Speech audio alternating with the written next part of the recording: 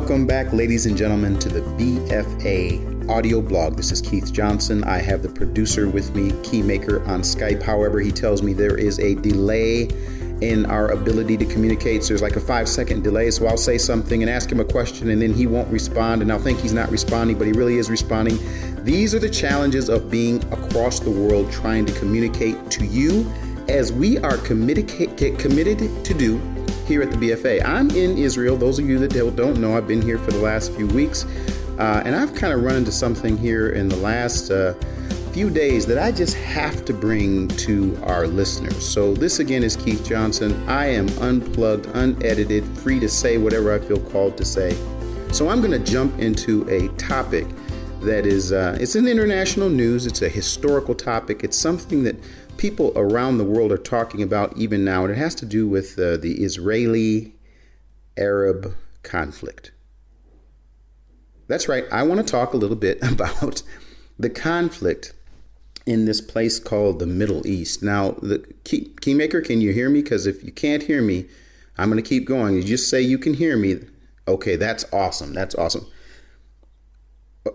Okay, well, it's dangerous because it's something I'm living in right now. Here's where I am. I'm in Israel. I'm in Jerusalem. In fact, the neighborhood I'm living in right now is filled with conflict, even here. In fact, the day that I got to the place that I'm staying, I'm walking down the street, ladies and gentlemen, and I look across the street, and there's a protest that says something about end the occupation. I'm telling you. These people are protesting with black signs saying, "End the occupation." And then across the street, there's another protest with people with an Israeli flag protesting the protesters that are protesting what they call the occupation. Let me tell you something.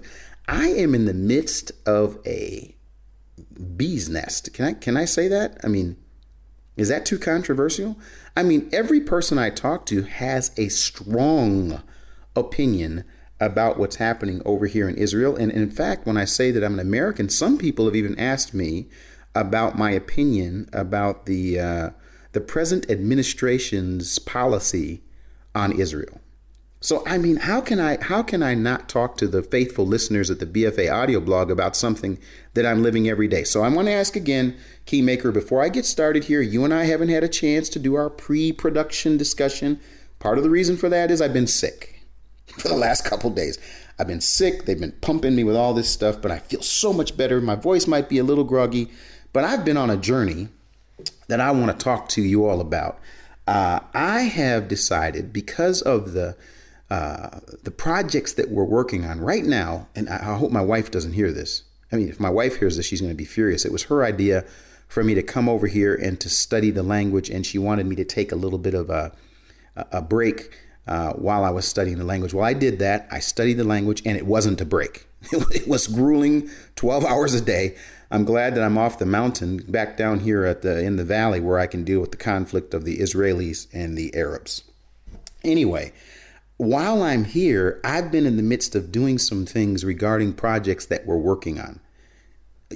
Now, okay, Keymaker, listen, I'm going to tell the people now that we've got 3 different projects we're working on. Well, 4 actually, but let me just tell you all what's happened.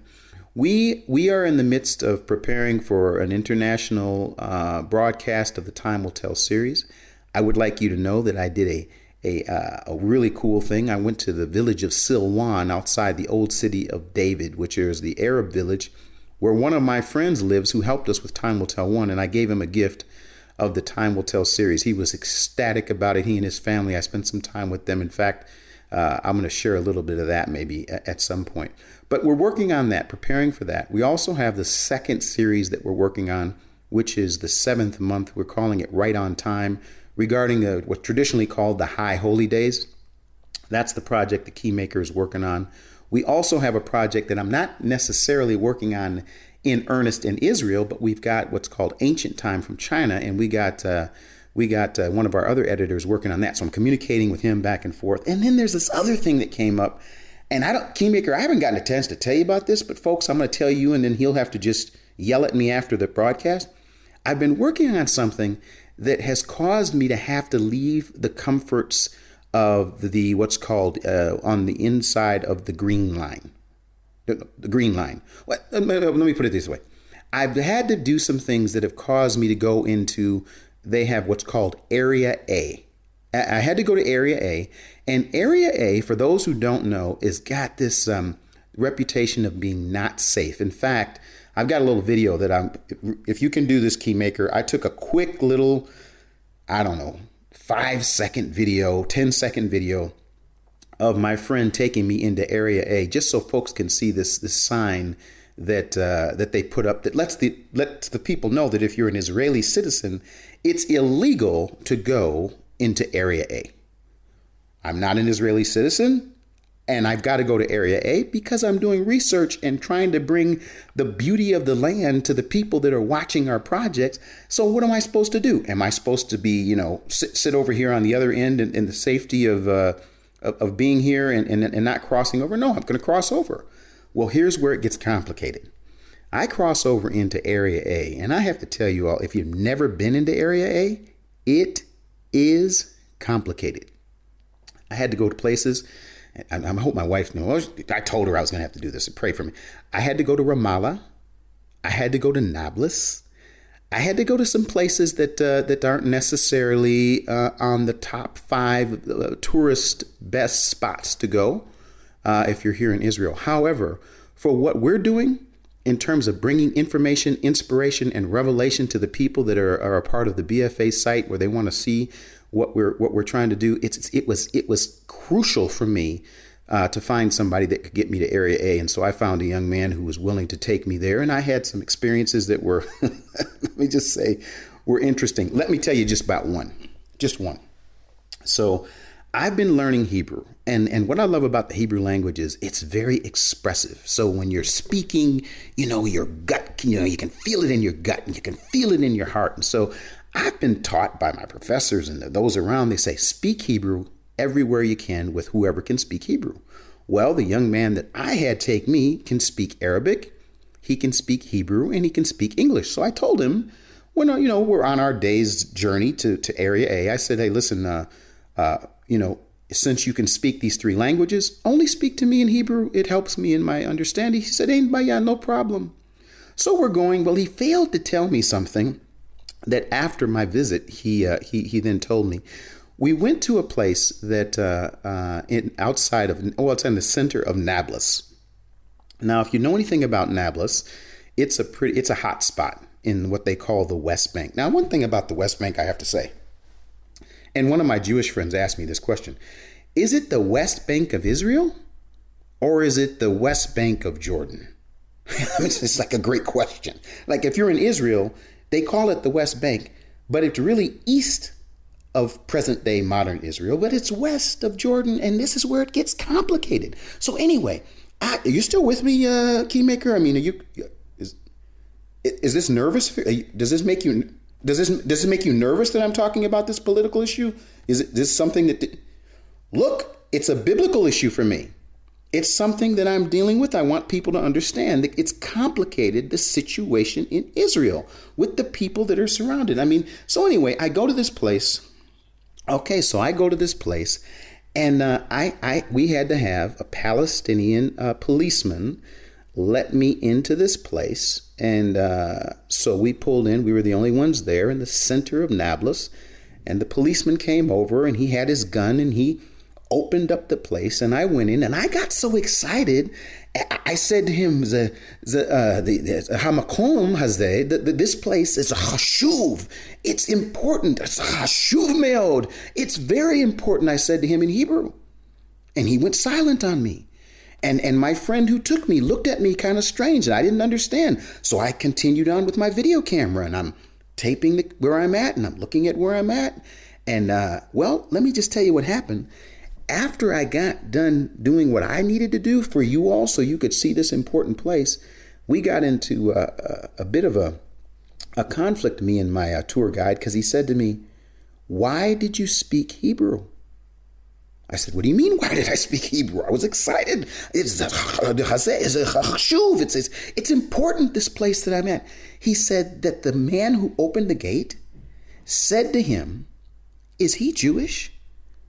He said, no, he's not Jewish. Then why is he speaking Hebrew? And if he's speaking Hebrew and if he's Jewish, you're not supposed to be here with him without permission of the Palestinian Authority and the IDF, because this is a hot spot. It's a place where there's been conflict. This could cause major problems. He must not speak Hebrew. And if you're going to bring people here that are Jewish, I'm not going to let you in. Now, for those who don't know, I happen to go to a place that is very significant in Scripture. Nablus, in modern terms, is called Nablus. But in biblical terms, it's called Shechem or Shechem, and you might find in your English Bible. Well, if you go and look at the places in Shechem or Shechem, they are significant, from Abraham, Isaac, Jacob, and even Joseph, who's the righteous one. And I'll tell you something, it was so powerful. I decided, look, I didn't know until after. I decided I needed to go see the tomb of Joseph. Why did I go see the tomb of Joseph? It was in Shechem, which is connected with one of our projects. I won't bore you with all that because people, the Keymaker will say, oh, you're going to start promoting. I'm not going to promote. Tell you what I'm going to do. I'm not even going to talk about the projects. I'm just going to tell you about the complications of being in Area A. I go there. I talk to my friend. He says, listen, Jewish people can't even come here without conflict. If they come here, they got to come under military escort. I did some research on this thing after the fact, and I tell you what, I got a little nervous for the way my casual attitude was about going there. When I saw the depth of destruction and hate and violence that took place at the very spot I brought my little one-man, one-camera mission to, I was humbled. It caused me to have to reflect even further about the significance of what's happening in the land of Israel right now. There are people that are in Israel that can't even go to the places that are in their heritage. And then there are other people that are outside of Israel in some of these places that are saying we're going to deny the heritage of those that are in Israel. So then when the guy from the United States or the gal from the United States comes as a tourist, everything's supposed to be okay until I opened my mouth and I sounded like a Jew to him. And when he thought I was a Jew, his blood went, he started to boil. He started arguing with my tour guide. And after that, he told me, he said, this is a very complicated situation. So why is it complicated? Arab nations, I think it is something like 21 separate countries that are surrounding Israel. It's like the combined territories of Arab countries, like 650-fold greater than Israel. And so what you have is like a population that's 50-fold greater than the people that are in Israel. So literally they're surrounded. And what's happened historically is there's been, and please you all, I'm not an expert, I'm not a historical expert, but in the last few days, this has really had my attention, especially pertaining to projects that we're working on. There have been at least, I think it's 4 wars. Let me see if I can remember them. The first one, 1948, the War of Independence. Then after that, you have like around 1956, 57, the Sinai War. Then in 1967, you've got the 6-Day War, which I'm going to come back to in a second. And then in 1973, Keymaker, you've got what's called the Yom Kippur War. And we're doing a project, you all, right now regarding some of this and the issues around Yom Kippur, which is in the 7th month, regarding Right on Time, the second series that the Keymaker doesn't even know. He's going to be working his butt off every single day when I get back so we can get this ready before the 7th month. This particular war is filled with intervention from heaven, as is each of the other wars. Now, here's what's interesting. In each of those wars, Israel defended itself each time, and they won. After each war, the Israeli army withdrew from most of the areas it captured. And they say that it's unprecedented for a country to conquer or to win in those ways, but yet to continue to withdraw. And they say one of the reasons for it is that Israel's desire to reach peace, even at the risk of fighting for its very existence. There's an anonymous quote. I have to read this quote to you all right now. Here's what the quote says. And listen, let me tell you about the complication of this, because I'm gonna do something that's probably a little controversial. I want to talk about both sides of the coin, if I can, just from a human standpoint. and then we'll see if we can't end this in a way that we'll get some common ground with everybody. This is a quote from Charles Krauthammer, May 11th, 1998. It says, let me give you the anonymous quote first. The anonymous quote is this: if the Arabs, it says, or if the Muslims put down their weapons today, there would be no more violence. If the Israelis put down their weapons today, there would be no more Israel. I'm like, whoa, that's an anonymous quote. No, I didn't come up with it. I'm telling you, it's anonymous. They're saying this is an anonymous quote, one person's perspective, that if those that want to wipe Israel off the map were to put their weapons down, there'd be no more violence. But if the Israelis were to decide to say, listen, we're going to turn the other cheek, or we're not going to, I'm not trying to be, whatever. If they were to do that, there'd be no more Israel. So let me just give you this. Let me give you this quote. Am I going too long here? Okay, I'm just checking. Quote from Charles Krauthammer. It says, Israel is the very embodiment of Jewish continuity. It is the only nation on earth that inhabits the same land, bears the same name, speaks the same language, and worships the same God that it did 3,000 years ago. You dig the soil and you find pottery from Davidic times, coins from Bar Kokhba, and 2,000-year-old scrolls written in a script remarkably like the one that today advertises ice cream at the corner candy store. Interesting. That's pretty amazing. But yet we have the situation where you have people all over the land of Israel that continue to what they call claim their inheritance to be the original people of the land. And this is where I got into some trouble not long ago, Keymaker, because I started asking some questions about who were the original Jews. Were they the Jews from Europe? Were they the Jews from Morocco or from Iraq? I'm telling you, I got into some trouble because there were some people who had brought forth some concerns or some claims that maybe those that were in Europe weren't the original Jews. And I'm telling you, boy, you'd have thought that I had slapped someone. All I did was bring forth this information. As I dug deeper, I found out that this is one of the main issues that people claim. So my Arab friends claim we were here first. My friends that are from Russia and from Germany, they claim, yeah, but we are the ones that are ascended from King David. Then my other friends who are Jewish that are from Iraq or from Iran, they say, yeah, well, we were here first. And then I've got some friends who are in Palestine who say, yeah, they were born in Palestine and their great grandfather was from Palestine and therefore it's their land. And so why do I say it's complicated? I have done something that is really interesting. I've decided to attempt to do two things: to love God and to love my neighbor. Now, where I live right now, I have neighbors that do not all think alike. In fact, those folks that were in opposition to each other, they don't think alike. And then I've got some people that don't look alike. And then I've got some people that don't speak alike. But what I do notice here in the land of Israel is you've got this mixed multitude of people. And I'm saying, like, you can walk down the street, see a woman with a headdress on, see a man with a kippah, see a young boy who doesn't have any of that looks like he's from somewhere else, and then see some other lady who doesn't look like the lady who's got the headdress on, but she looks like she's like Orthodox. And then you got another lady who's maybe Jewish, but doesn't have anything like the lady who's Orthodox. I mean, it is mixed up over here. And with everybody, they have an opinion. So one of the big arguments is, who was here first? Now, I did something, Keymaker.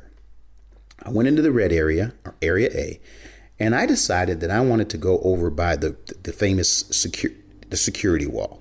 Can I talk about that for a second? Just the security wall. Now, for those who don't know about the security wall, this was Israel's response. Okay, you're aware of it. You know about the security wall? Okay, that just yes is all. Oh, you learned that in Time Will Tell about this. Okay, well, he learned it from Time Will Tell. Well, actually, I learned it before that. I was here in 2002 when they were just in the process of building it. And in 2003, those of you know the history, they continued. One of the big conflicts is that the security wall is in the area of the quote unquote West Bank. And some of those areas, some of those folks from the United Nations say it's a long story. They say that this is illegal. There's these quote unquote settlements. I mean, I'm telling you, I've been hitting so many, what are those things called, a ski maker, where you're walking across the landmine, a landfield, a minefield. Is that what it's called? Where you, minefield. And I keep tripping on these little mines that keep blowing up, whether it's with an Arab friend or a Jewish friend or an Israeli person who's not religious or an American who wants to battle for the Palestine. I mean, I'm just telling you, everybody here, landmines everywhere. But what's amazing about this place is that you have an opportunity when you're here to just get a chance to get your fingers in the dirt. And when you get your fingers in the dirt, you get a little dirty, but it allows you to understand the situation, I think, better than ever anything that I could ever imagine. Well, for me, as I've been here dealing with the people, talking to the people, going into Area A, sitting in the homes of people, being in quote unquote settlements and being in places where maybe it's a little bit of tension, it's been amazing. It's allowed me to have to focus in on a really important issue. And I want to get back to the Bible after I do this. But can I just share a little bit more about the tension? Because I was in the old city of Jerusalem yesterday, and I had an amazing experience. And I have to tell you about this experience. In the old city of Jerusalem, it's split up into 4 quarters. You have the Christian quarter and the Jewish quarter and the Muslim quarter and the Armenian quarter, and you can be around the old city of Jerusalem and you can cross into different areas, and literally in a matter of feet, you're in a different culture. It feels that way. Well, the largest group of people are in the Arab quarter or the Muslim quarter, whatever you'd like to call it.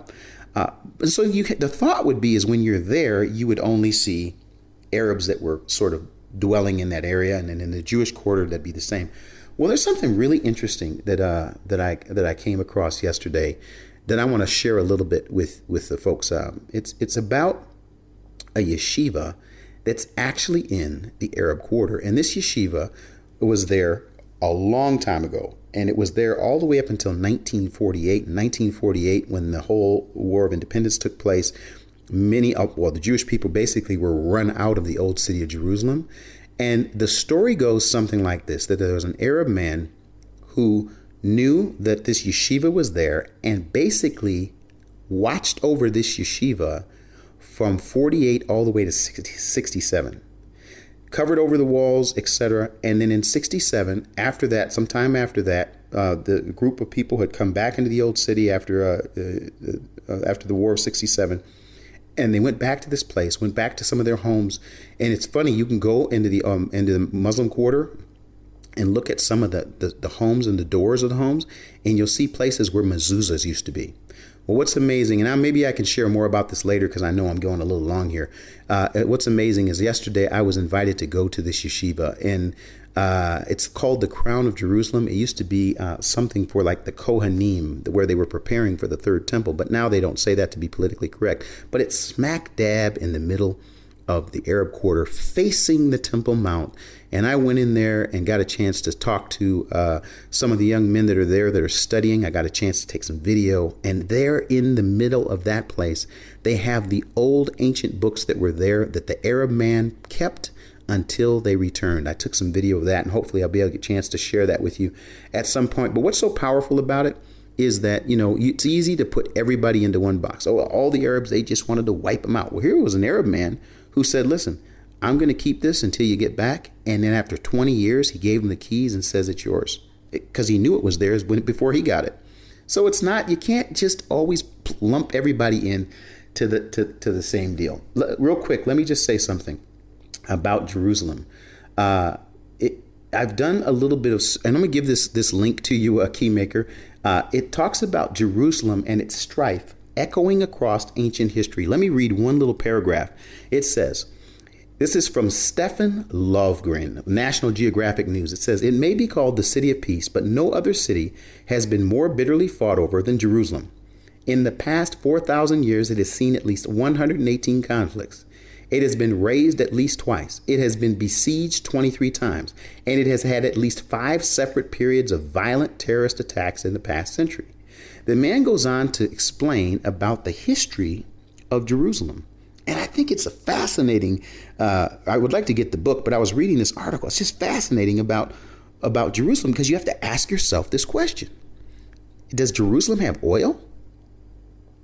Are there diamonds? Is there gold? What is the reason that people have fought over this piece of land for so long? Usually they say it's for two reasons: politics or religion. It doesn't have to do with real estate. Like, if you've been in Jerusalem, it's not like, the super highways there and you need it to land planes or air. No, it's politics or religion. And what I think is so powerful about that is now what I do is I switch gears. Okay, it's complicated. I've been in and out. I've been around the land of Israel. I've been north, south, east, and west, in area A, in area B, in area C. I've been in settlements. I've been downtown. I've been uptown. I've been talking to people who say they've got the right of return. I've been talking to people who say they've got the bloodlines. I've been talking to people who say their grandmother's Jewish. I've talked to people who said, hey, I was born here. Everybody's claiming some part of Jerusalem. But I cannot help but go to a scripture that just has blessed me as I've thought about how complicated it is in this land. Would you open your Bibles with me, if you would? If you go to the story of the man named Abraham, and you can start in Genesis chapter 12, and you can read in 13, and you can read in 14. And then when you get to 15, I don't know if you got your Bible there, Keymaker, but if you go to 15, it's really, really interesting. Let me start a little bit early in 15. And I'm going to take my time, if it's okay, and I'm going to read this, because what it says is this. 15 verse 1. After these things, the word of Yehovah came unto Abraham in a vision, saying, do not fear, Abram. I am a shield to you. Your reward shall be very great. Abraham said, O Yehovah, Elohim, God, what will you give me, since I am childless, and the heir of my house is Eliezer of Damascus? Like Damascus, like Syria. Abram said, since you have given no offspring to me, no one born in my house is my heir. Then behold, the word of Yehovah came to him, saying, this man will not be your heir, but one who will come forth from your own body, he shall be your heir. And then he took him outside. And I love this picture, Keymaker. It says this, 15 verse 5. And he took him outside and said, now look toward the heavens and count the stars, if you are able to count them. And he said, so shall your descendants be. Wow. Then he believed, it says, he believed in Yehovah, and he reckoned it to him as righteousness. And he says, I am Yehovah who brought you out of Ur of the Chaldeans to give you this land to possess it. Can we stop there for 15 verse 7 for just a second? Abraham didn't claim he was born in the land of present day Israel. He didn't claim he was born in the land of what some people call Palestine. He didn't claim that he was born in the land of the Amorites, Jebusites, Canaanites. No, God said, I brought you from somewhere else. And he says, to give you this land to possess it. And he says, how shall I know, in verse 8, that I shall possess it? He said, bring me a 3-year-old heifer. And they go through the whole process of preparing this covenant. But then there's this one verse, and I guess I should end with this because I've been going for so long. It's complicated in Israel. It's complicated with Arab folks and Palestinian folks and Jewish folks and Jews from Europe and Jews from Iraq and Jews from Morocco and people from all over. But the question you must answer is this: who owns the land? For it seems to me, if you can first determine who owns the land, you can talk about who has rights to it. Now, here's what I understand. The earth is Yehovah's in the fullness of. He owns it all. He gives and he takes. He does what he wants to do. 15 verse 16 makes it not so complicated. Genesis 15 verse 16 says, then in the fourth generation, he says, after your people will be gone, it says in 15 verse 16, then in the fourth generation, they shall return here, for the iniquity of the Amorite is not yet complete. I've had to take some time on this verse and think about it. The father says to Abraham, listen, Be about 400 years or so. You guys, you'll be in another land, and then you'll be coming back here. And the reason for that is that I've got there's a clock that's ticking. And the clock that's ticking has to do with some folks called some Amorites. And when the iniquity of the Amorite is complete, then it will be time for you to come in and take possession. Well, we look through the Bible and we come to find out that the people came out of Egypt after spending the time there, but it was prophetically spoken, and they were given the land. Now, here comes the issue. Who are the people that were given that land? The descendants of Abraham. Abraham's descendants who he couldn't even number. Now, when it gets right down to it, I think the issue comes to this. Who are the people who are in covenant with the God of Abraham? I don't know. Does that seem complicated? Maybe that seems does that seem too simple? It seems to me that the owner of the land can give it to whoever he wants to give it to, and he decided that he was going to give it to Abraham and his descendants. Now, fight it out from there. The bottom line is God's land, his decision, and he gives it to whoever he wants to give it to. The thing I love about being here is that this is the belly button of the universe. This place is so filled with meaning and so many symbolic revelation that is in this land. And I've been enjoying it, Keymaker, because what I've been able to do is to go and to bring that little camera to show people things that they wouldn't normally get a chance to see, to interact with people that they wouldn't maybe normally get a chance to interact with, and to see some God in some people that just lights up my spirit. I tell you, I love the words of Yeshua. They said, what's the most important thing in the Torah? He says, listen, love Yehovah your God with all your heart, with all your soul, and all your strength. And he says, and the second command is like it, love your neighbor as yourself. And you say, where did he get that from? He got it from the Torah of Moses and Leviticus. Love God, love your neighbor. And right now I'm in the midst of people that I know that that's tough. And I don't have a simple answer. I will let everyone know it's not simple. It's complicated. But I believe that God has a plan, and that plan is going to continue to work according to his clock, his calendar. It's ticking, and in the end, we win.